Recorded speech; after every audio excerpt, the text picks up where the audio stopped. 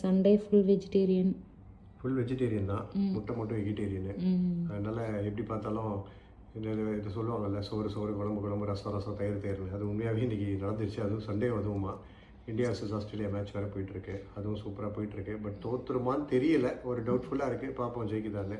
க்ளோஸ்அப்பில் கொண்டு இது வந்து பூண்டு சின்ன வெங்காயம் போட்டு அரைச்சி விட்ட குழம்பு. கரெக்டாக குழம்பு செம்ம எப்பிக்காக இருக்குது, வேறு லெவல் டேஸ்ட் இது. அண்ட் இது வந்து புடலங்காய் பொரியல். அண்ட் இது வந்து பீன்ஸ் கேரட் பொரியல் தேங்காய் போட்டு.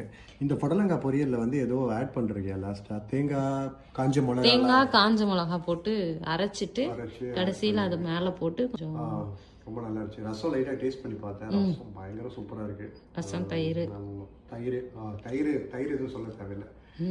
பாயாசம் பாயாசம் ரெடி, அதை எடுத்துகிட்டு வரேன். போய் சொல்லுங்க.